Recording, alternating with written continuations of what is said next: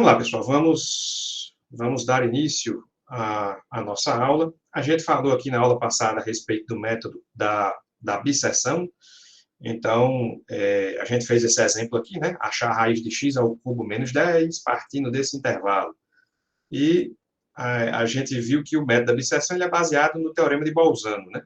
Se a função em um determinado ponto, que a gente chama de A, tiver um sinal inverso, né, oposto à função avaliada em B, ou seja, se o sinal é oposto ao multiplicar esses dois valores, o resultado é negativo, é sempre menor do que zero, então existe uma raiz aí dentro.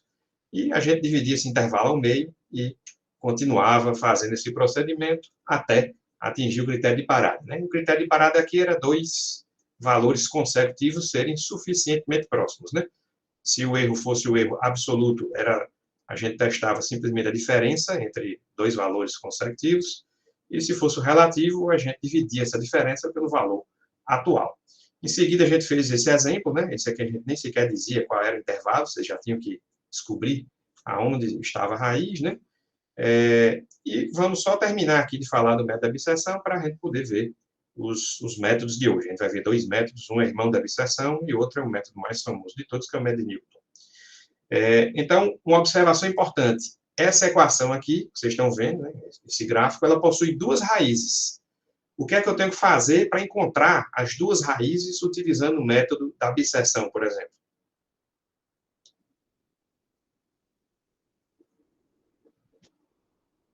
Tem como eu dar um intervalo menos 1 e 2 e a gente aplicar, né, isso daí a essa função?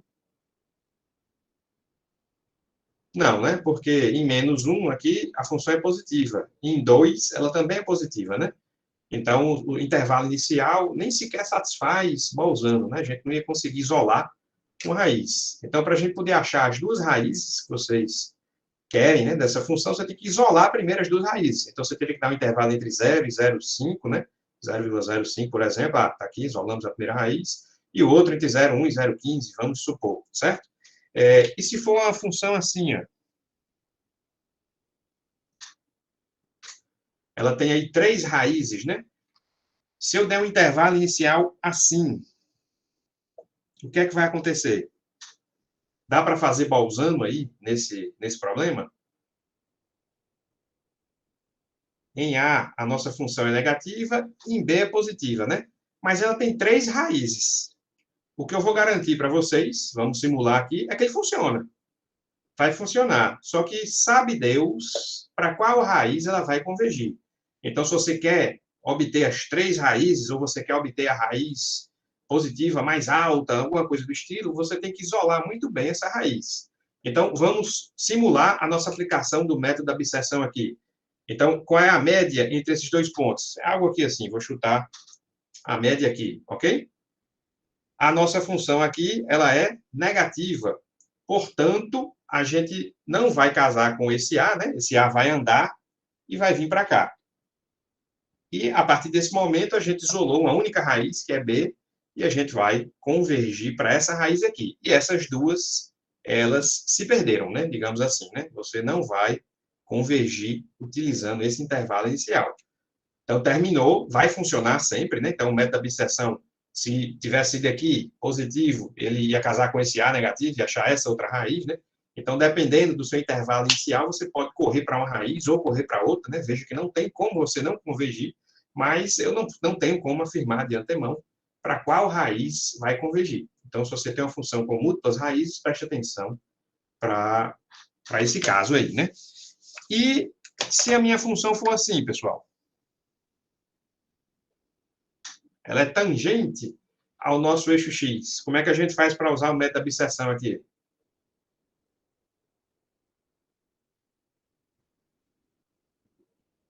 Qual é o intervalo AB? Tá o quê? F de A vezes F de B é menor do que zero. Como é que a gente acha esse intervalo aqui para poder começar a brincadeira, né? O Bolzano. Não tem, né, pessoal? Então, por mais que você se esforce aqui, né, você não consegue simplesmente achar nem um intervalo que satisfaça. Então, existe a raiz, ela é tangente aqui nesse ponto, mas você não consegue nem sequer isolar a sua raiz. Então, esse é um caso problemático do seu método da bisseção, certo? Então, falando a respeito das características, né?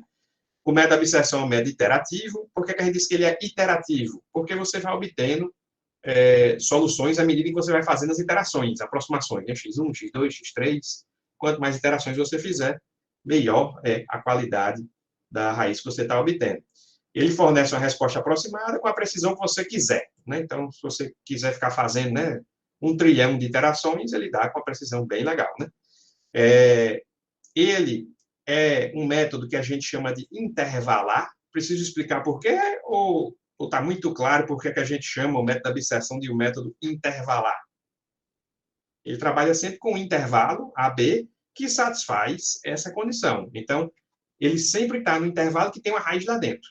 Portanto, ele sempre converge, pessoal. Ele nunca se perde, certo? Então, ele está sempre com um intervalo que contém a raiz e a gente sempre divide esse intervalo no meio e acha um outro intervalo que contém a raiz. Então, não tem como ele se perder, não tem como ele divergir. Ele sempre vai convergir, não importa a sua função.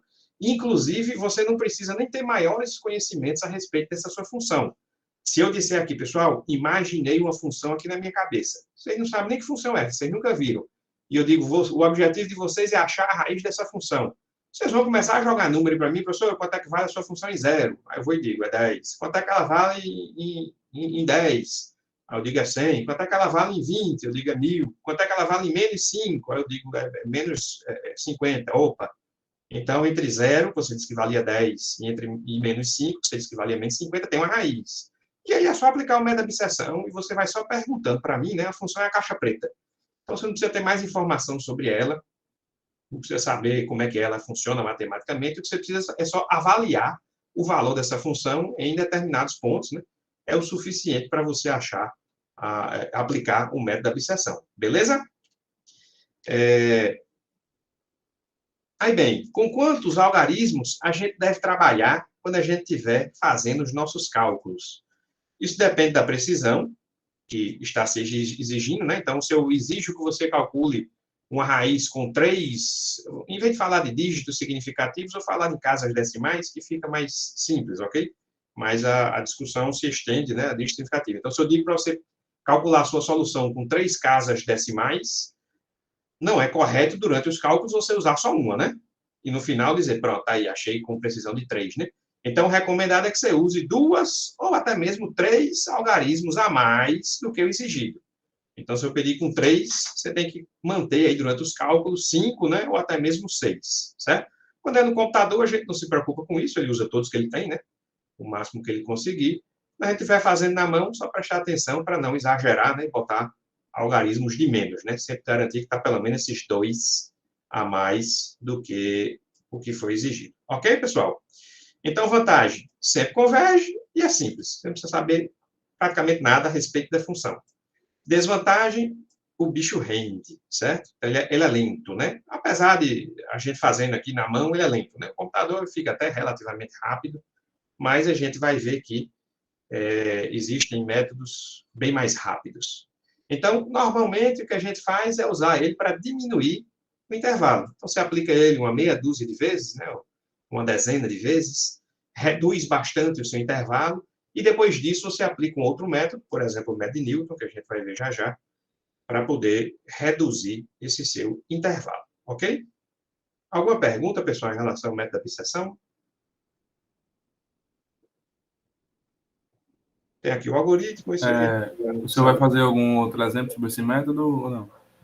Não, não, a gente pode fazer uma única iteração desse daqui, ou isolar a raiz, mas isso é complexo, vamos só discutir um pouquinho esse exemplo aqui, mas exemplo dele não vou mais não. Já vou passar agora para o próximo, que é o método da falsa posição, que a gente vai ver também bem rapidinho, fazer um único exemplo, e depois a gente já passa para o de Newton. Então, pessoal, vamos ler o que é que esse exemplo aí pede. Ele diz o seguinte, uma gamela, o que diabo é uma gamela? É um barril cerrado ao meio, ao longo da altura. Essa figura que você está vendo aqui, né? Vendo de frente, é algo assim, né? Imagine um cano aí, né? Você serra o cano no meio e tampado aqui as pontinhas, né? Fica essa piscinazinha aqui, né? Aí diz que ele tem um comprimento L, seção transversal semicircular de raio R, e se você encher isso daí de água, uma distância H do topo, essa fórmula aqui, complexa, lhe diz qual é o volume de água que tem dentro dessa gamela. Aí ele diz, supõe uma gamela com 10 metros, então uma gamela compridona, né? Com raio 1 metro, e o que a gente quer é que ela tenha 12,4 litros. E a gente quer saber qual é essa altura H, qual é a profundidade de água na gamela, certo? Aí a pergunta é, qual é a precisão que a gente deve utilizar? E aí, o que é que vocês acham? Lendo esse enunciado aí, qual é a precisão que vocês acham que a gente deve utilizar? No caso, em relação ao L, a precisão? Porque, tipo, Em a relação ao altura H, é... né? Então, o que a gente quer, né? Então, vamos lá. Antes de tudo, né? Deixa eu começar um pouco mais devagar. Ele disse aqui que V é igual a L vezes 0, vou botar isso aqui sobre 2. Pi R2 sobre 2, menos R2 arco seno de H sobre R, menos H vezes R2, menos H2, tudo isso aqui tudo não, só isso aqui enraizado. Até assim, e acabou. Então, está aqui o modelo, digamos assim, do nosso problema. E ele diz o seguinte, L é 10, ele diz que o raio é 1, e ele quer que o volume seja 12,4. Então, vamos substituir isso aqui tudo na equação. Então, vai ficar 12,4 é igual a L, que é 10, vezes π sobre 2, o r ao quadrado é 1, né? 1 ao quadrado eu já vou tirar, menos arco seno de h sobre 1, menos h vezes 1 menos h ao quadrado, tudo isso enraizado. Então, está aqui a fórmula zona, e veja que a única incógnita que a gente tem na nossa fórmula agora é h, né? Ok?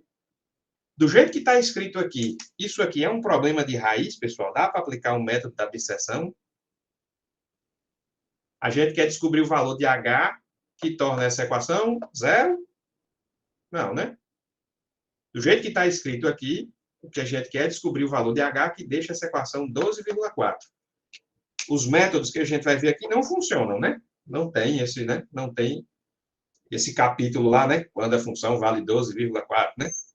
E aí, o que é que a gente faz para transformar isso aqui num problema de raiz e poder aplicar o nosso método? Ainda lembra da aula passada?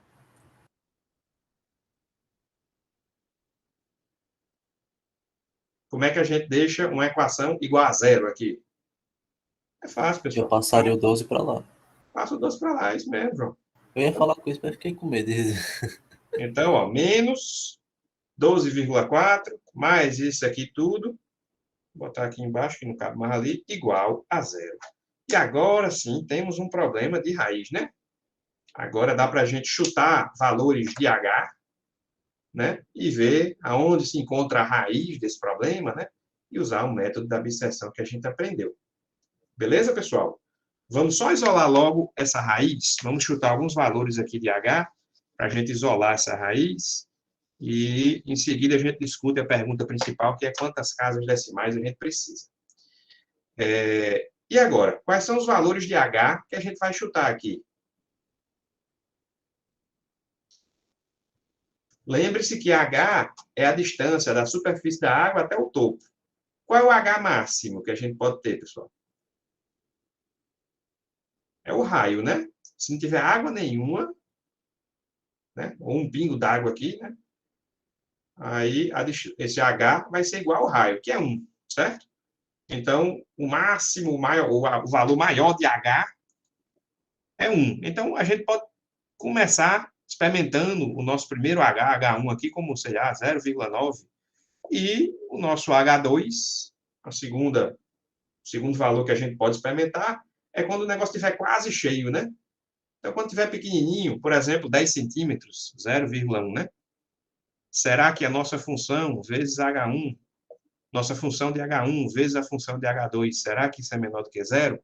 Será que a raiz está entre esses dois? É só substituir nessa função aqui e observar o resultado, certo? Eu não vou fazer aqui, né? Dá muito trabalho. Se alguém quiser digitar isso daí. Esse aqui já é um exemplo que fazer na calculadora é um saco, né? Então, se você já está versado aí no Python, vale muito mais a pena você digitar isso aqui no Python, né? E sair mudando valores de H e vendo quanto é que isso aqui vale, né? Se você ainda não está versado, aconselho a experimentar, né? Faça um exemplo desses aqui, para não perder muito tempo na prova. Mas, bem, o que importa é que, ao jogar aqui dois valores, você vai obter menos x, e aqui mais z, e o resultado realmente é menor do que zero, portanto, existe uma raiz entre 0,1 e 0,9. Então, você vai encher aí, né, o seu tanque entre esses dois valores. Todo mundo compreendeu, tendo o problema físico, como é que a gente consegue, de forma mais fácil, isolar a nossa raiz? Você pode só explicar de novo esse H1 e H2, que eu viajei aqui. São dois valores. Então, assim, eu vou chutar valores de H até que essa função dê um valor negativo e depois dê um valor positivo. Quando eu fizer isso, eu isolei a raiz, concorda? Ah, sim, sim. Então, os valores que eu vou chutar aqui, olhando para o problema físico, eu imaginei 0,9 e 0,1. Por quê? Porque o H máximo é 1, não faz sentido eu chutar nenhum valor de H maior do que 1. E se o valor de H fosse maior que 1, quer dizer que tem um buraco aqui na gamela, né? Não existe, né? E não faz sentido eu chutar o valor de H menor do que 0, quer dizer que transbordou, não cabe mais água, né? Então, eu peguei um valor um pouquinho menor do que 1 e um valor um pouquinho maior do que 0, que são os limites, e chutei e dá certo. Beleza? Aí bem, agora vem a pergunta principal mesmo, né? Qual é a precisão que a gente deve utilizar aqui nesse problema, pessoal? Então, se eu disser que o meu erro absoluto aí é 10 a menos 1, então, se por acaso eu escolher que meu erro absoluto é menor do que 10 a menos 1, isso aqui significa que eu estou acertando uma casa decimal, certo? Isso significa que, quando eu achei minha solução, né, 3,459, a outra eu achei 3,469. Quando eu subtrair, esse resultado vai dar menor do que 0,1, né? Então, uma casa decimal está garantida, ok? Então, se acostume aí com essa nomenclatura, né? Se você disser que o erro absoluto é 10 elevado a menos n, você está garantindo n casas decimais, ok? Já se a gente utilizar o erro relativo, menor do que 10 a menos n, a gente está garantindo n dígitos significativos, certo? Aqui não é exatamente isso, não, teria que ser n dividido por 2. Tem uma besteirinha aqui, mas no final das contas, quase todos os materiais, eles utilizam essa nomenclatura aqui, né? Então, erro absoluto, você está garantindo n casas decimais, e erro relativo, você está garantindo n dígitos significativos. Beleza? Então, e aí? Olhando para o nosso problema, quantas casas decimais a gente deveria tomar? O que é que significa a gente ter um erro aqui com a precisão de uma casa decimal? A gente está errando em quantos centímetros? Se você errar uma casa decimal, se ao invés de 0,8, a gente disser 0,7, você está errando quantos centímetros? 10 centímetros, né? Todo mundo compreendeu isso aí? Só pode repetir novamente? Veja que a minha solução é em metros, concorda? Então, está tudo em metro aqui, né? O L em metro, o raio em metro. Então, o nosso H vai ser em metros também. Ok? Então, a solução que eu vou obter aqui é o H em metros. Se você errar a solução em metros e errar uma casa decimal, você está errando 1 metro dividido por 10, né? 1/10 de metro, que são 10 centímetros, 1 decímetro, né? Beleza? Se você errar só, né, se a sua solução garantir 2 casas decimais, você está garantindo 1 centímetro, né? Concordam? Se você garantir 3 casas decimais, seu erro já está na casa dos milímetros. E assim por diante. Beleza. E aí, volta a fazer a mesma pergunta de sempre, né? E aí, qual é a precisão que a gente deve utilizar? Quem chuta aí? No caso, em relação ao raio, né? E como a gente tem que pegar 2 casas, ou tem que ser somar 2 ou 3 casas ao algarismo, acho que seriam 3 casas, né? Porque o R lá é 1 metro, e você fez a relação de H com R, é isso que eu pensei. Então, umas 3 casas seria a sua solução, está garantindo 1 milímetro, é isso? Você vai achar Eu a acho que solução com a precisão de 1 milímetro. Beleza. Quem dá mais aí, né? Quem concorda, quem discorda, quem acha razoável, Eu dou menos. menos, qual seria a sua opinião? Em termos de algarismo significativo ou decimais? Casas decimais, né? Vamos trabalhar com as casas decimais 2. aqui, né? 2 tá bom. 2. Então, você está garantindo a sua solução em 1 centímetro. Isso, eu acho que é muita pressão no nível de milímetro. Beleza. E aí, o que é que vocês acham, pessoal?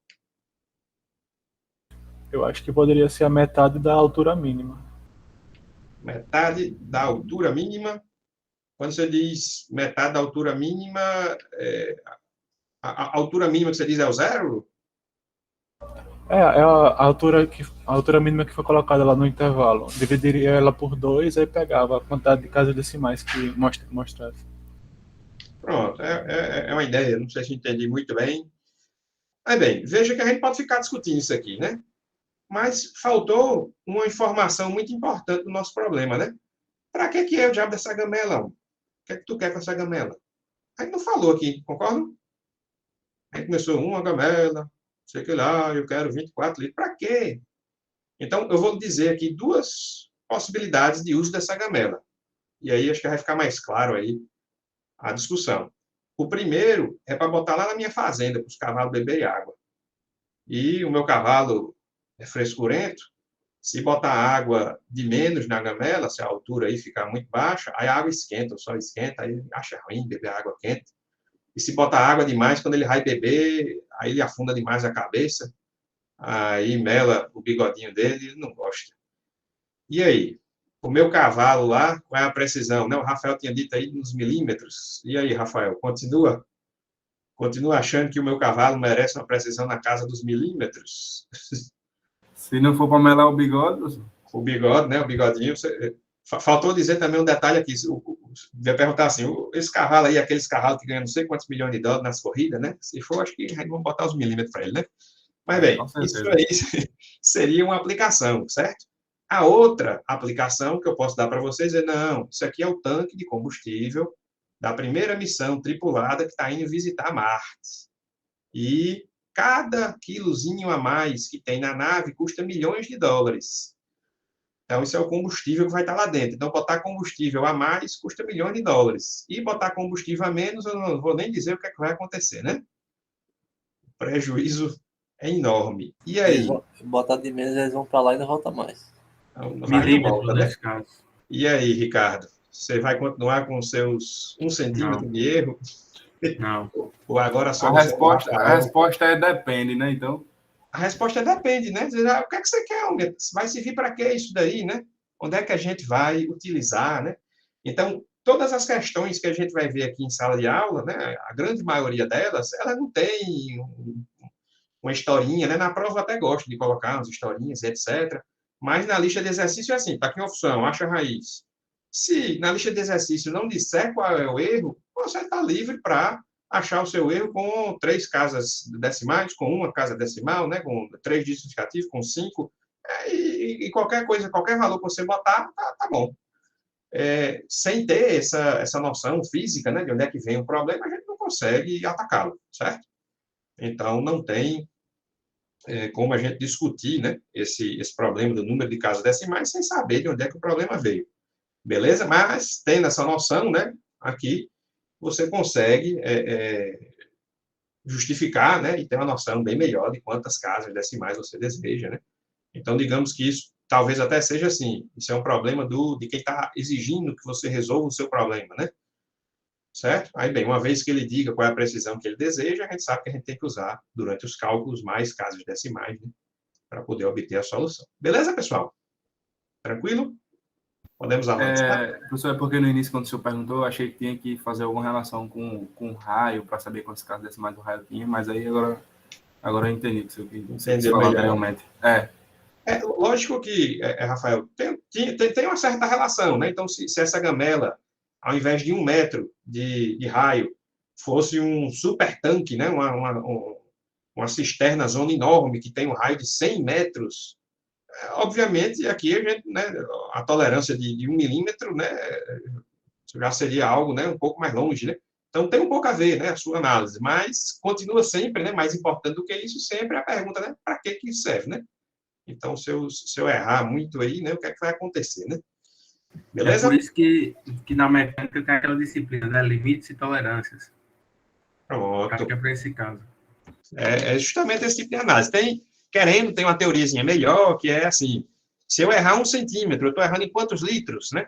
Então, você consegue calcular a derivada aí, né, da função e descobrir, né, um errozinho pequenininho que você comete, o quanto é que isso influencia na sua resposta, né? E consegue fazer uma análise até mais apurada, né? Mas a gente não chega a ver isso daqui na nossa disciplina. Beleza, pessoal? Vamos passar para o nosso próximo método, que é o método da falsa posição. Então, é o seguinte. Suponha que eu dei aqui uma função para você. Tá aqui no A, ela vale isso. E aqui no B, ela vale isso daqui. Ok? Dá para usar o método da bisseção aí? Sim ou não?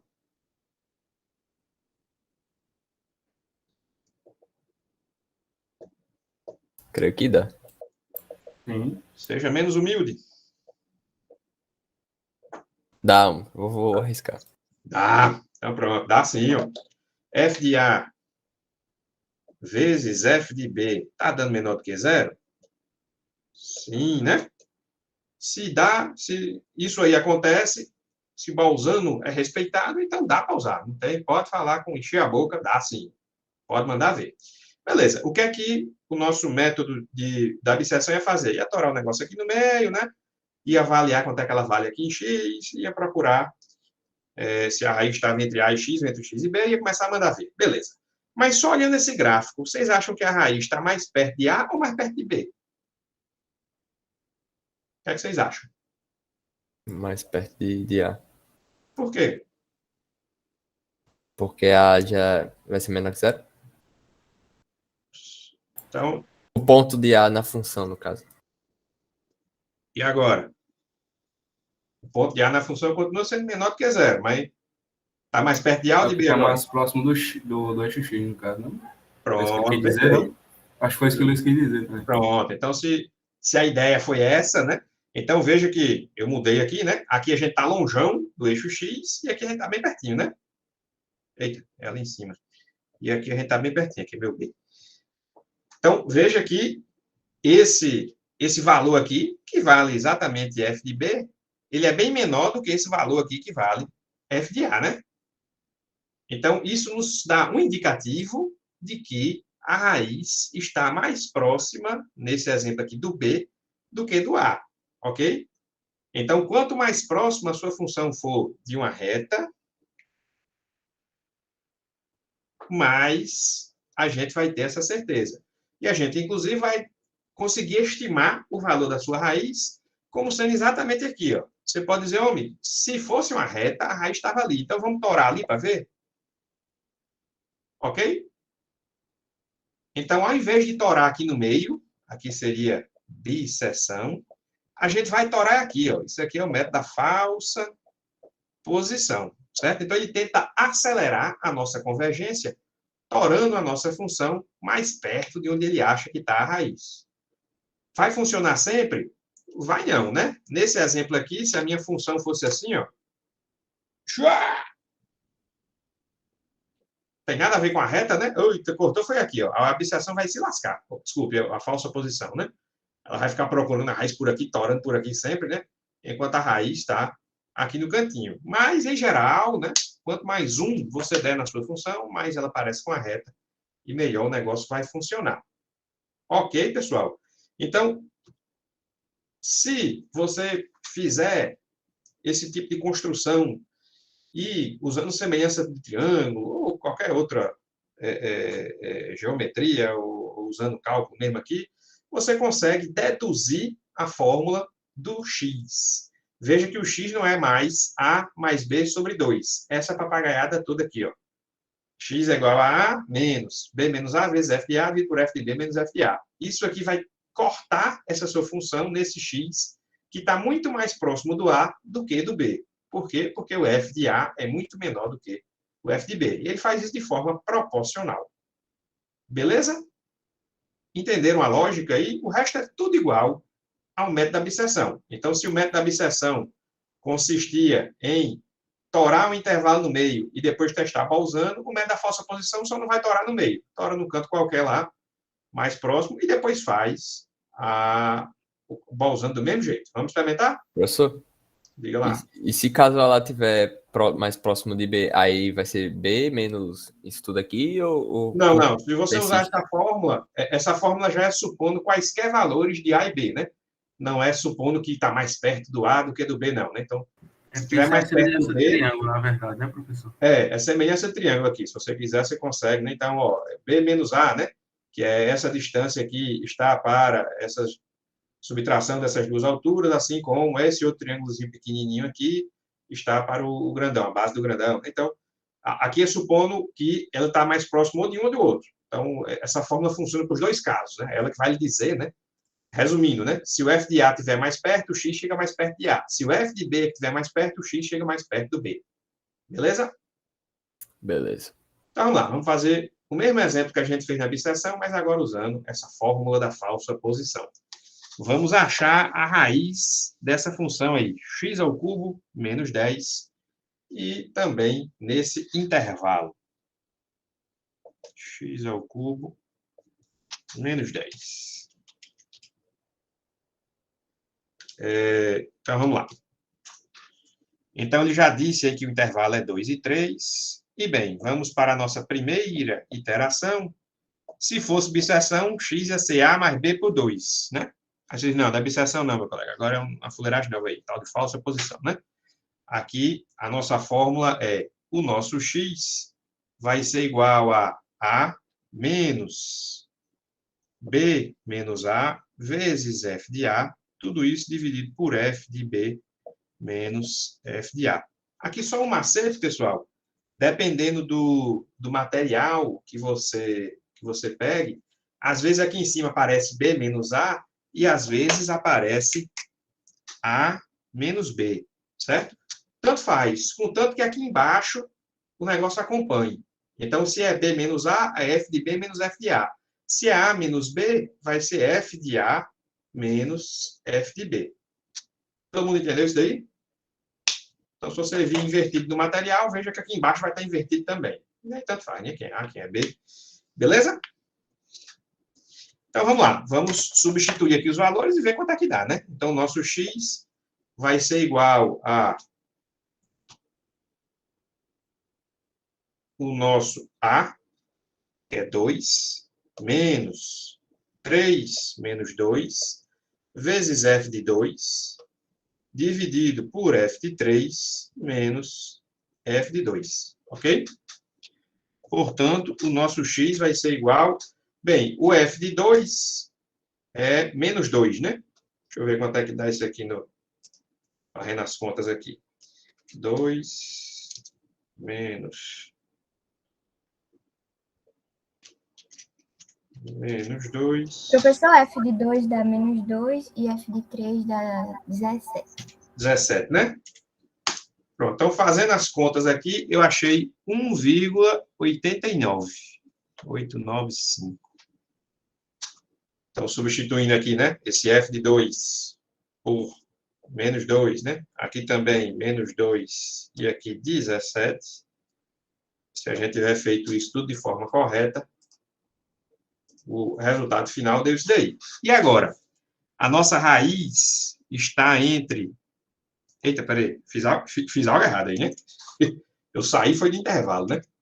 Deixa eu revisar aqui minhas contas, que nem possível, tem que dar alguma O coisa meu entre deu 2,105. 2,105. Eu É fiz isso aí. alguma coisa muito errada aqui, né? Afinal de contas, não Eu tem acho como. que o senhor inverteu ali, porque é 17 mais. Vai ser 17 menos 2. Eita, Ali embaixo. aqui está invertido, né? Aqui é 17 menos 2. Muito obrigado. Deixa eu ajeitar isso daqui, né? 17 mais 2. Pronto, agora sim. Show. Então, veja que ficou fácil até de identificar o erro, né? Se a gente fez o método da bisseção ou da falsa posição, a gente saiu do intervalo, opa, meu colega, tem algo errado aí, né? Não tem como a gente sair desse intervalo. O método intervalar, a raiz está aqui dentro, né? Não tem ponto correr. E aí, será que a nossa raiz está entre 2 e 2,105? É só testar, né? Se f de 2 vezes f de 2,105, se isso é menor do que zero, né? F de 2 a gente já sabe que é menos 2. Basta testar agora a nossa solução ao cubo menos 10, né? E isso dá menos 0,669, concordam? Portanto, isso é menor do que zero, então não. A raiz não está aí, não. Se a raiz não está aí, ela só pode estar do outro lado, né? 2,105 e 3. Então, vamos trabalhar agora nesse novo intervalo. Ok? Vamos para a nossa segunda iteração, então. O nosso A continua sendo 2. O nosso B, desculpe, continua sendo 2, não. O nosso A agora é 2,10. 105. O B continua sendo 3. Aqui vai entrar 2,10. Tudo isso vezes quanto ela vale nesse valor aqui, que é menos 0,669. Tudo isso dividido por 17 menos 0,669. Todo mundo seguiu aí a armação aí? Veja que não tem mistério nenhum, né? Você sabendo que isso aqui é o A, isso aqui é o B, é só substituir nessa fórmula. Então, se você fizer esses cálculos, muito provavelmente você vai chegar a um número muito próximo do que a gente chegou agora, 2, alguma coisa. Deixa eu ver se eu faço aqui enquanto alguém está testando. Se eu deu menos 0,67, isso é 669, 67. Se bem que você está dando com mais casas decimais aí, né, Kelita? Depende do número que você colocou. É porque eu coloquei 2,1052632. Ao invés de 2,105, né? Eu usei mais casas decimais. Eu aproveitei, né, o que estava na calculadora aqui, né? Estou usando o Silab aqui, né, para fazer, né? Só para vocês terem uma ideia, tá aqui o silabão aí, né? Eu gosto de usar o Silab ainda. Então, tá aqui minhas contas, né? 2 menos 2, 17 mais 2 dá 2,105. Eu coloquei isso daí ao cubo, menos 10, a gente chega a esse valor com mais casas, né? Mas não precisa se preocupar com isso, né? A precisão aí. Opa, olha aí. Na prova, pode dizer que está achando esses valores pelo Python, ou não? Pode ser. Rafael, eu vi aqui o seu valor, mas tem algo de errado. A gente estava trabalhando no momento, no intervalo 2,105 e 3. Portanto, o nosso valor tem que ser entre esses dois. Ó. Se você achou 2, estou vendo aqui também. Oi? Eu estava vendo isso aqui também, que está fora.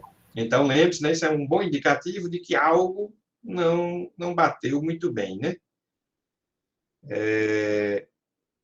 Então, deixa eu fazer aqui as contas. Então, vai ser 2,105 menos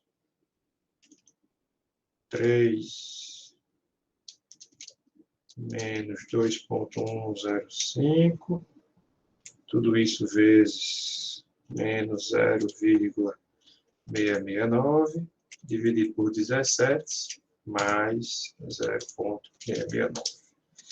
Então, as minhas contas aqui deu 2,3 13,89. Então, veja que aparentemente deu algo que faz mais sentido, né? Se eu não tiver errado nada.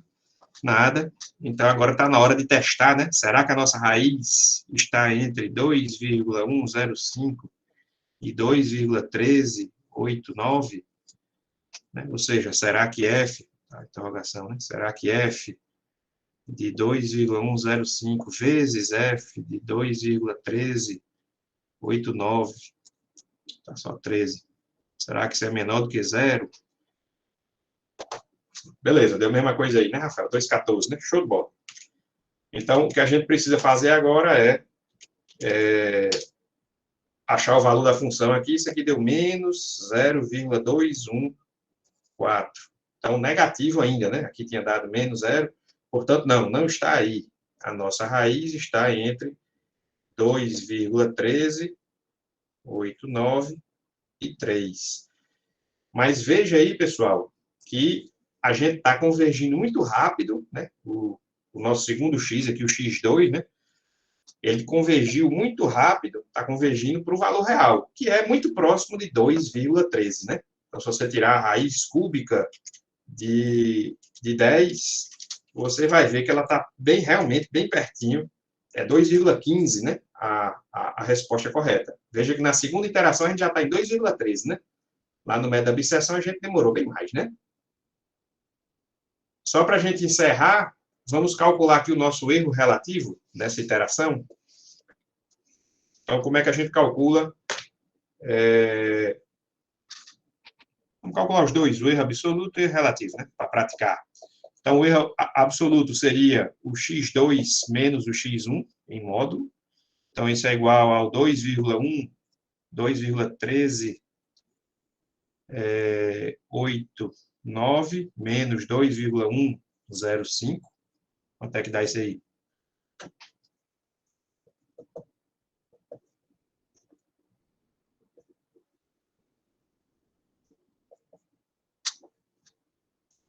Dá 0,03, né?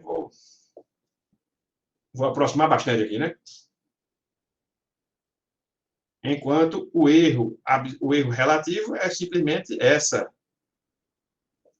esse erro absoluto dividido pela raiz atual, né? Então, vai dar 0,015, né? Vai dividir por 2, mais ou menos. Fazendo de cabeça, a gente chega a esses dois valores de erro aqui, né? Então, veja que o enunciado pedia com erro absoluto menor do que 0,2. Já terminamos, né? O nosso erro absoluto já deu 0,03, né? Já terminamos faz tempo, né? Então, veja que com esse erro aí, a gente já achou a nossa raiz. A nossa raiz é... E aqui, pessoal, no método da falsa posição, é sempre interessante você realmente dizer o último valor de x obtido. Lá na abstração era meio que opcional, né? A gente recomendava, né, dizer, ó, qual é o valor final? Você dava o último x, mas se você quiser dizer qualquer outro valor dentro do intervalo, está valendo. Aqui não. Aqui realmente é importante você dizer o último valor encontrado, porque o método funciona, né, procurando esse valor x aí, né? Veja que o intervalo ainda é grande, né? 2,13 e 3, né? Se você achar um valor qualquer dentro desse intervalo, você pode ir lá para longe, né? Então, aqui realmente você dá o último valor encontrado, que é o que vai estar mais próximo da sua raiz. Beleza? Tranquilo? Então, façam mais exercícios do método da falsa posição, né? Mas se você entendeu bisseção, não muda nada, né? É a mesma coisa. O exemplo aí, ele quer o erro absoluto, né, professor? O exemplo aqui era erro absoluto menor do que 0,2, né? Então, seria esse daqui, né? Então, esse aqui deu menor do que 0,2, parou, né? Beleza? Maior, não? Ele queria que fosse menor, a quantidade de zero.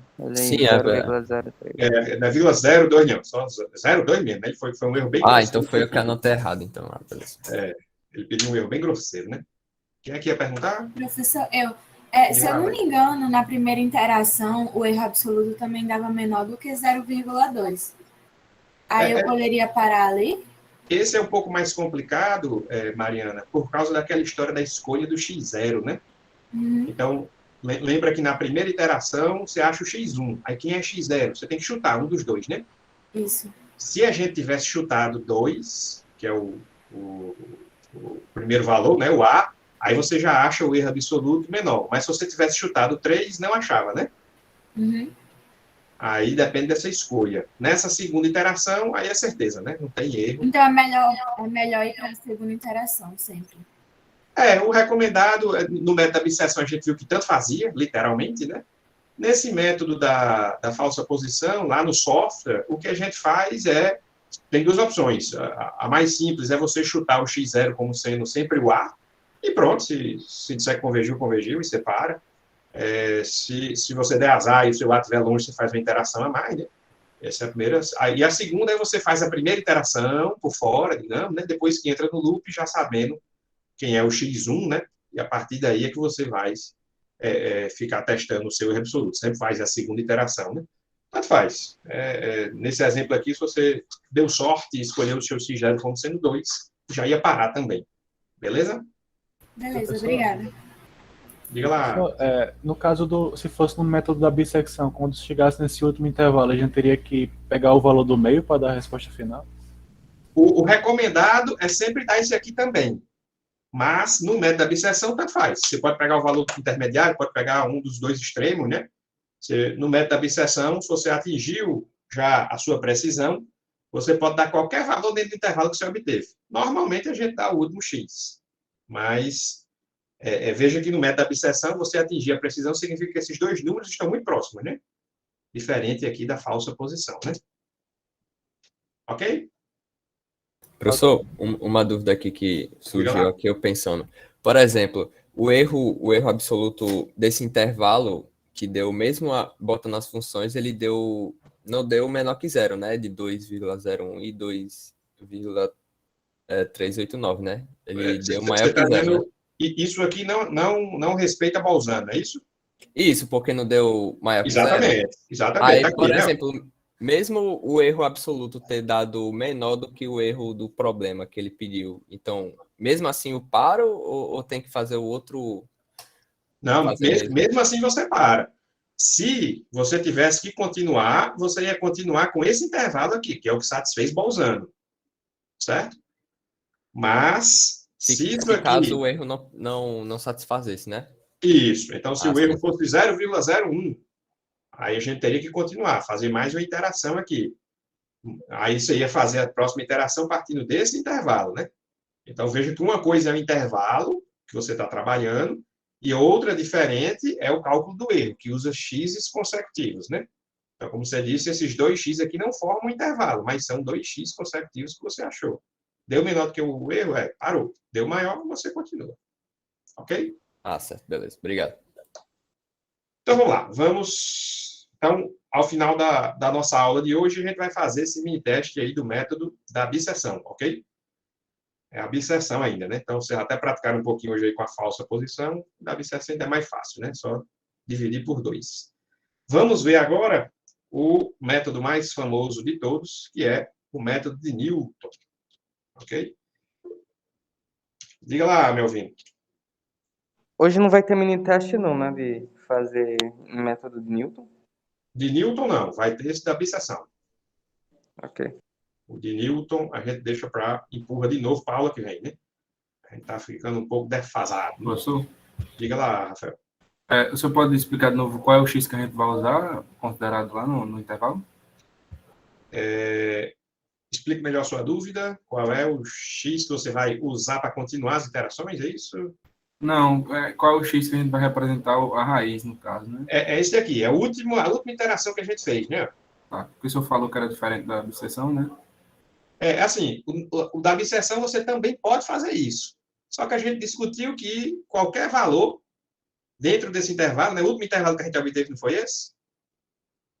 A gente discutiu que na bisseção qualquer valor aqui dentro é tão bom quanto qualquer outro. Já que na falsa posição não. É obrigado você a mostrar sempre o último x que você obteve.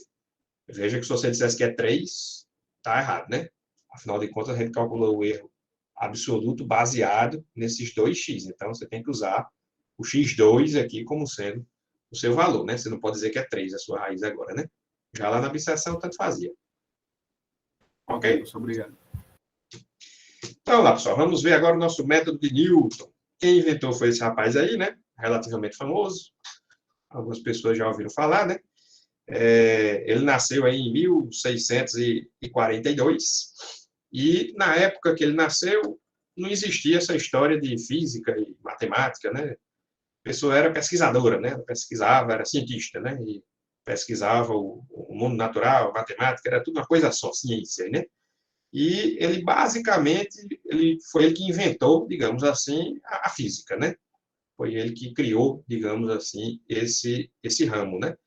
Desde pequeno que ele demonstrava aí, né, uma aptidão para o negócio, né? Não era um genioso, né? Um gênio fuderoso, né? Feito alguns outros personagens que a gente vai falar aqui, mas já demonstrava uma certa aptidão. E quando ele tinha 20 e poucos anos, ele entrou lá na universidade, né, na UFRN lá, e mal entrou na UFRN, começou a peste negra, né, no caso a Covid-19. E ele foi-se embora para a fazenda dele. Lá pegava Wi-Fi legal, ele usava o 3G do celular e foi assistir às aulas da universidade no remoto lá na fazenda, com 20 e poucos anos. E isso foi o que a gente chama do período dourado, certo? Foi nessa época que caiu a maçã lá na cabeça dele, né? Foi supostamente nessa fazenda tem a macieira e a maçã caiu lá na cabeça dele. Ele inventou a física, né? A mecânica newtoniana, certo? Também foi nessa fazenda que ele terminou lá de fazer o cálculo, né? Para ajudar ele a descrever essas equações da mecânica, né? Inventou o cálculo, né? Diferencial e integral. E também foi lá que, dentro de uma cabanazinha, ele fez um furinho lá na parede e deixava entrar um raiozinho de luz e passou esse raiozinho pelo prisma e também inventou a ótica, digamos assim, né? Aí não foi exatamente ele que inventou, já tinha outra galera estudando, né? Inclusive, uma das pessoas que estava estudando ótica na época era aquele Robert Hooke, da Lady Hooke, né? Era outro cientista desse que era fuderoso, né? Que trabalhava com tudo, né? A gente lembra da Lady Hooke, né? Das molazinhas, né? A força que atua na mola. Ele também inventou um telescópiozinho, né? E ele também estudava a luz. E o Newton, quando estudou a luz, chegou à conclusão que a luz era formada por partículas, enquanto o Hooke, fazendo os experimentos dele, chegou à conclusão que a luz era formada por ondas, certo? E ficou aquela discussão, né? Um pouco mais para frente, isso tudo, o Newton já tinha ficado famoso, né? Inventor da física e tudo, e o bicho era mais famoso, e ele conseguiu, digamos assim, vencer nos debates, né? Impor a posição dele, né? Hoje em dia a gente sabe que os dois estão certos, né? A luz tem essa dualidade, né? De onda-partícula, né?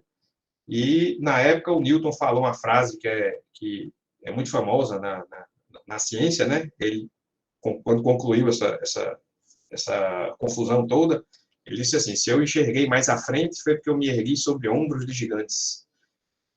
Então, isso encapsula como é que funciona a ciência, né? Você usa o conhecimento produzido anteriormente, né? E a partir disso você consegue avançar, expandir, né? O conhecimento, né? Então, é uma frase muito bonita, né? O que pouca gente sabe é que ele estava tirando onda com o Robert Hooke. Robert Hooke era um baixinho, meio corcunda, né? E ele estava dizendo que pisou na cabeça do Hooke mesmo e ele que ganhou a fuleiragem, né? Outra confusão famosa que envolve o Newton é justamente a invenção do cálculo, né? Então, foi ele que inventou o cálculo, mas teve um outro rapaz, né? O Leibniz, que também é inventor do cálculo. E, na época, começou a confusão, né? Para dizer quem era o inventor, o Newton recebeu o suporte, o apoio da galera lá da Inglaterra, né? Da ilha, enquanto o Leibniz era lá das Europa, né? Recebeu o apoio dos matemáticos lá das Europa, né? Ficou aquela briga, mas aí resolveram tirar essa dúvida, né? Resolver a questão de uma vez por todas, fazendo uma comissão, né? Não, então vamos montar aqui uma comissão para descobrir quem foi o inventor. O presidente da comissão era esse rapaz que está aparecendo na foto aí, ó. Então, acho que eu não preciso dizer qual é o resultado que a comissão chegou, né? A comissão era a Royal Society lá da Inglaterra, né? E chegaram à conclusão que o Newton era inventor e o Leibniz tinha copiado tudo. Inclusive, essa confusão toda teve efeitos profundos na história da matemática que se sucedeu. o Newton, ele usava assim, ó, y ponto, né, para representar a primeira derivada de y, né, y, 2 pontos, né, ele se chamava de método das fluxões, não sei o que lá. Enquanto o Leibniz, ele inventou o tal do dy dx, né, que a gente conhece aí, né. Então, depois dessa confusão, teve o cisma, né, e a galera lá da Inglaterra, né, ficou usando essa notação, enquanto a galera da Zoropa ficou usando essa outra notação. E só por causa disso, a ideia era a mesma, é derivada do mesmo jeito, mas vocês já viram lá em cálculo 1 que isso aqui ajuda a gente, né? A gente consegue fazer, né, um negócio da regra da cadeia, não sei o que lá, umas fuleiragens lá, né? E só por causa disso, o cálculo da Inglaterra ficou estagnado e o das Europa ascendeu e veio, né? O Euler, Gauss, que a gente vai falar mais aqui, né? Todo mundo das Europa, né? E a Inglaterra passou um tempão se lascando, né? Aí depois de muito tempo eles disseram, rapaz, a gente tá lascado, não tá dando certo aí, né? Vamos começar a usar a notação deles também. E essa do Newton hoje em dia praticamente morreu. Em alguns assuntos a gente ainda usa alguma besteirinha dela, né? Mas o usual hoje em dia é essa daqui. Então veja uma questão besta, né? Só uma questão de notação, né? A matemática tem isso, né? A notação pode facilitar bastante a nossa vida. Quem era o rei da notação era o Euler, a gente vai falar dele mais lá na frente. Aí, historiador, viu, professor? E, finalmente, no final da carreira aqui do Newton, o bicho começou a ficar meio doidão, começou a dizer que a Bíblia tinha uns códigos numéricos lá dentro, e etc e tal, começou a fazer alquimia, e alguns dizem que essa história de fazer alquimia produziu umas substâncias químicas, e foi isso que deixou ele meio doidão, né? Mas no final da carreira dele, ele já estava meio zureta, né? Isso acontece, né? Esse povo que é muito inteligente, às vezes já é meio doido mesmo, né? Acontece dessas coisas, né? Vamos lá, vamos ver o que é que o Newton inventou. Fundou os Illuminati. Olha estão dizendo que passou no setor 2, olha aí, Rafael, não vamos ter preconceito, né, com a galera lá do setor 2, né? Então, pessoal, ele tinha acabado de inventar o tal do cálculo, né, a derivada, né, e ele, basicamente, o que ele fez, ele disse, rapaz, vamos lá, vamos usar essa fuleiragem que eu inventei aí, né, para descobrir um método melhor de achar a raiz de uma função. Deixa eu desenhar aqui para vocês, em vez de ficar mostrando Então, imagina uma função qualquer aqui, né, e você diz, eu acho que a raiz está aqui, nesse x0, ok? O que Newton fez foi dizer, tudo bem, se você acha que essa raiz é x0, vamos melhorar a qualidade dessa sua estimativa. Eu acabei de inventar um tal de cálculo, eu sei qual é a derivada da função nesse ponto. Então, eu consigo dizer que nesse ponto a minha função tem essa derivada, né? Então, basicamente, ele está substituindo a sua função em azul por uma outra mais simples, que é uma reta, né? Ok?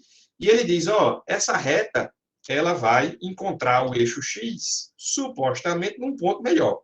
Um tal de x1 é uma aproximação melhor do que essa sua inicial. E aí, parou a brincadeira? Não, né? A gente já viu que o negócio aqui, né? Toda vez que você faz uma vez, você diz, não, vamos de novo, né? Vem aqui, acha de novo aqui a derivada e aonde cruza aqui, acha o x2. E assim você vai até você achar a sua raiz. Beleza, pessoal? Tranquilo? Entenderam aí a ideia? Então, é tão simples quanto isso, né? Você vai achando derivadas, vê onde é que essa derivada bate lá no chão e acha o valor da função. Então, a gente pode deduzir isso daí usando trigonometria, certo? Então, supondo aqui o nosso ponto x0, como é que a gente acha a fórmula desse x1? É fácil. O y menos y0, que é essa distância aqui, né? Essa distância zona, é igual a esse ângulo vezes a tangente do ângulo, né? M, vezes essa distânciazinha aqui, né? Então, cateto oposto sobre cateto adjacente, né? Aí, bem, você usa a noção que a tangente desse ângulo aqui é igual à derivada, né? Faltou botar até um tanque para ficar direitinho, né? E se você isolar as equações, passar a coisa do lado para o outro, você chega a essa fórmula muito simples que diz como é que a gente acha o próximo ponto, né? Então, o próximo ponto é o antigo menos o valor da função no ponto antigo dividido pelo valor da derivada no ponto antigo, certo? O outro jeito da gente deduzir o método de Newton é usar o tal da série de Taylor que a gente viu. Então, reconhecendo que isso aqui é a série de Taylor, então, f de x0, f' de x0 vezes h, f do de x0, né? Vezes h ao quadrado sobre 2, e por aí vai. E o que a gente deseja é que essa função, no próximo ponto, seja zero. Então, a gente botou logo o zero aqui do lado de cá, e a gente vai truncar, vai jogar fora essa galera toda aqui, ó. Todo mundo que é de ordem 2, de ordem 3, ou seja, a gente está substituindo nossa função por um polinômio do primeiro grau, por uma reta, né? Então, se você usar só esses primeiros termozinhos aqui, e mais uma vez passar um valor para o lado de lá, outro para o lado de cá, a gente chega exatamente à mesma fórmula. Ok? Beleza, pessoal? Aí vem a pergunta, né? Será que o método de Newton funciona sempre de primeira? Toda vez que você fizer uma única iteração do método de Newton, ele vai funcionar? Sim ou não, né? E quando é que funciona, quando é que não funciona? Liga o microfone para a gente escutar. E aí? Eu acho que não, né? Porque dependendo da curvatura da função, às vezes não pode bater no ponto, né? Perfeito, né? E pronto, aproveitando a sua fala... Você vai ter várias retas, né? Várias retas para poder pegar as... Como é que chama? As raízes. Né? Perfeito. E quando é que vai bater de primeira? Quando é que ele acerta em cheio? Não é exatamente uma reta. Quando for uma reta. Numa reta? É, exatamente. Então, se a sua função é uma reta, você chuta um ponto qualquer x0 e você substitui essa reta por outra reta, que é a mesma, né? Aí, bem, em uma interação você mata, né? Ok? Então, se a gente usou a série de Taylor, né? Outra fórmula qualquer, para descobrir qual é a reta que aproxima, essa reta também é a mesma, e a gente acha a raiz direto. Mas, se é uma outra coisa qualquer, né? E aí vai... E aqui vamos até aproveitar já para ver alguns problemas do método de Newton. E eu chuto aqui, né? Quero o x0 aonde? Aqui, né? Por exemplo. E aí, o que é que vai acontecer nesse caso? A gente vai achar a derivada aqui é assim, né? Ixi, até deu sorte, hein? Cagada da molesta, né? A gente veio bater bem pertinho da raiz, né? Que sorte danada, né? Aí, bem, o próximo ponto muito provavelmente seria esse, né? Aí, a derivada é assim, a gente, até fugiu um pouquinho, né? Mas aí depois vinha para cá, e bem, nesse exemplo aqui parece até que está convergindo, né? Deixa eu botar um outro exemplo um pouco mais cabeludo. Professor, aí você vai colocar para a gente só a reta, né? Como é? Aí você vai colocar para a gente só a reta, né? Só a reta, só a maravilha. Nesse uma reta caso com aqui, mais curva do que... Pronto, é uma reta com esse jeitão aqui, ó. E aí, o que é que vai acontecer nesse caso? Porque ele é a derivada aqui, pessoal.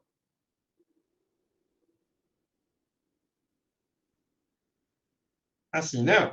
Mais à frente do x0. Onde é que veio bater o x1? Eita, molesta. Estava aqui a raiz, né? Em vez de ele vir para o canto certo, foi lá para frente. Então, mais para frente a gente fala mais a respeito desses problemas. Mas... exatamente, cara. Vai ficar uma loucura aqui, né? Mas deu para ver que ele não funciona sempre. É um dos problemas do método de Newton. Mas quando funciona, vocês vão ver que o bicho é ligeiro para danado. Vamos lá fazer um exemplo? Vamos embora. Vamos achar qual é a raiz dessa velha equação aí, né? A gente já andou trabalhando com ela aí, né? Lá na bisseção, né? E a gente quer que o erro relativo seja menor do que 0,1. Vamos ver aí quantas iterações a gente vai ter que fazer. A má notícia aqui, pessoal, é que vocês vão ter que derivar. Professor, o resultado daí vai dar o mesmo resultado de lá, da bisseção? É o seguinte, todos os métodos que a gente vê aqui funcionam e acham a sua raiz com a mesma precisão. Então, o resultado daqui ou de lá é para dar sempre o mesmo. Inclusive, se você pedir o método da bisseção com a precisão 10 casas decimais e pedir o método de Newton também com a precisão de 10 casas decimais, o resultado vai ser o mesmo. Os dois vão dar lá a raiz com essas 10 casas decimais batendo. Só que um vai ser mais rápido do que o outro. Tirando, obviamente, quando um não converge, né? A bisseção a gente já viu que sempre converge, ela tem essa vantagem. Aqui o método de Newton pode ser que você... Ih, rapaz, pifou, né? Pode acontecer. Beleza? Então, pessoal, o nosso x1 vai ser igual a x0 menos f de x0 sobre f' de x0. Então, para poder começar a brincadeira, a gente precisa do f' e precisa também de um x0, beleza? De um chute inicial. Como é que a gente faz a derivada aqui? Todo mundo está lembrando? Vai ser 2x mais 1 sobre x. Pronto, essa é fácil, né? 2x mais 1 sobre x. E o x0, pessoal? Como é que a gente faz para achar esse diabo desse x0? É o mesmo trabalho que a gente teve para achar o intervalo inicial lá na bisseção, certo? Então, se lembrem aí que a gente disse que 0, 1 e 1, né? Aula passada a gente sofreu, né? Fez uns gráficos, fez umas tabelas e chegou à conclusão que a nossa raiz estava aqui dentro, né? Lembram? Portanto, qual é o valor de x0 que vocês querem? Quem disser primeiro aí ganha. Quanto, Rafael? 1, pronto. Vamos começar de 1. Então, era qualquer valor aqui dentro, a gente correu para 1. Vamos embora. Então, o meu x1 vai ser x0, que é 1, menos f de 1, dividido por f' de 1. Quanto é que vale isso? Deixa eu abrir aqui o meu silabão para dizer quanto é que isso vale.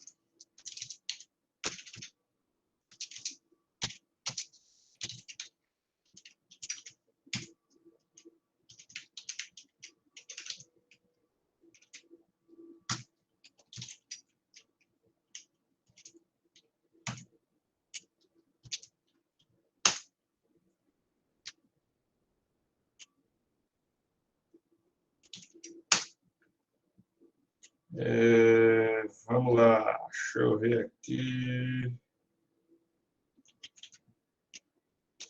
Quase meu deu 0,6. 0,6 deu aí? 0,666, né? Meu deu 0,5. Opa, pera aí, vamos ver quem dá mais. O meu aqui deu 0,666, né? Vou botar um 7 aqui. E aí? Olha como é que ficou aqui a minha fórmula aqui no Silab. Está enxergando aí minha tela? Sim, professor. Falei. Então, eu disse que meu x começa como 1 e o meu próximo x é igual ao x atual menos a função avaliada no x atual, que é x² menos log de x, dividido pela derivada, que é 2x mais 1 sobre x. Aparentemente, a fórmula aí está toda beleza, né? X deu 0,666, por aí vai. Alguém obteve também esse resultado para a gente confirmar?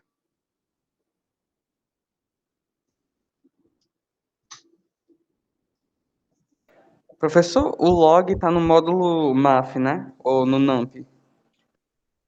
Como é? O log aqui do Silab, ele significa ln, né? A função logaritmo natural do Silab é ln. Lá no Py, acho que é NumPy, né? NP, né? Ponto... Aí eu já esqueci, só entrando lá no tutorial. Ó. Mas eu boto aqui bem ligeiro. Alguém botou aí? Pelita, você usou o Python? Só botar NumPy. Eu só usei minha calculadora mesmo. Foi na calculadora, né? Professor, se não me engano, NumPy.log. o Python. NumPy.log. Você não tá falando japonês, né? np.log. Então, pessoal, como é que fica o nosso erro relativo? É x1 menos x0 dividido por x1. Tudo isso em módulo, né? Então, vai ser 1 menos 0,666 dividido por 0,666, né? Então, deixa eu calcular aqui bem direitinho. 1 menos x dividido por x. Isso dá 0,5. Beleza? Portanto, devemos continuar, né? Vamos para a segunda iteração? Alguém quer fazer alguma pergunta dessa primeira iteração?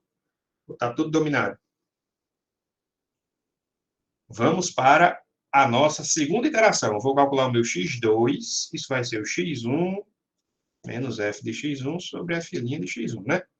Então, 0,667 f de 0,667 dividido por f' de 0,667.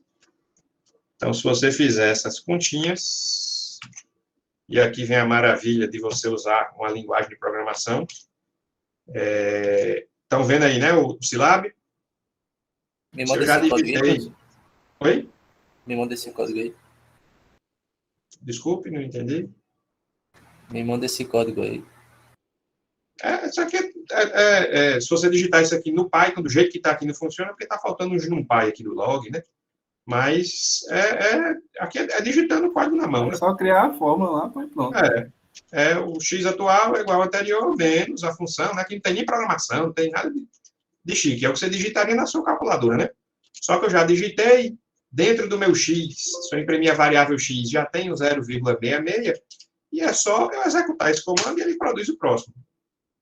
Veja o quão ligeiro é, né? 0,6529. Então, aprendam a usar o Python lá, né, para fazer isso. Na prova que, ó, facilita, acelera bastante aí a vida de vocês, ok? Então, o nosso próximo valor deu 0,65. 652. 0,65. Acho que era 29, né? 0,6529. Veja que a gente já está muito próximo da raiz. Ela já é mais ou menos isso aí, né? Então, o erro relativo vai ser x2 menos x1 dividido por x2. Isso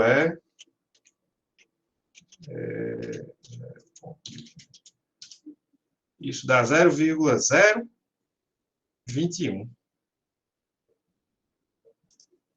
Já convergimos com força, né? Em 2 iterações. Que maravilha, né? Então, veja que na primeira iteração de 1, ele já foi bater em 0,66. Na segunda, ele corrigiu 0,01zinho, né? Foi para 0,65 e pronto, já convergimos. Se você fizer uma terceira iteração, você vai ver que o valor praticamente não muda. Em vez de 65290, ele vai para 6529018. Você já está convergindo na quarta casa decimal. Veja aí o poder que é do nosso método de Newton. Isso é muito rápido mesmo. Professor, ali é x2, não? Você botou x1 igual a 0,667. Aqui eu esqueci de atualizar esse índice também. Atualizei aqui em cima todo mundo, né? Faltou esse rapaz, obrigado. Estamos na segunda iteração, né? Beleza, pessoal? Viram aí como é simples e como o miserável é rápido?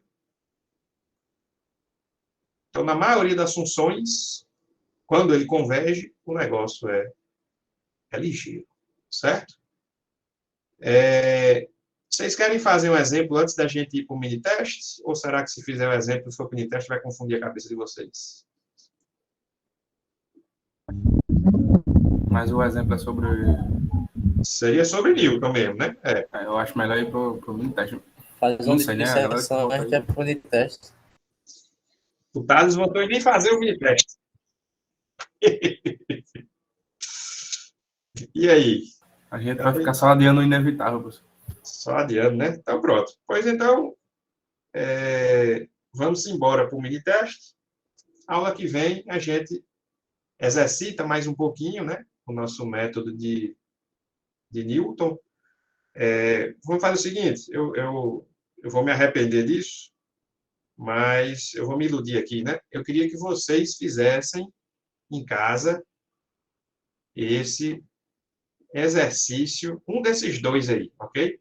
Se você não estiver sabendo fazer o primeiro, você faz o segundo. Então, eu queria que vocês fizessem um dos dois usando o método de Newton. Pelo menos 15 minutos hoje, professor. Combinado, pessoal?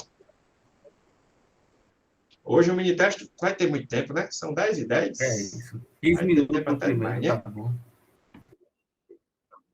Pronto. Quando é 15 minutos, você já está dizendo, ai, professor, está demorando demais. Inserção é muito fácil, né? Então, pessoal, combinado? Amanhã todo mundo já experimentado o método de Newton para a gente poder não perder muito tempo aqui, né? Já partir para os problemas, mostrar o outro método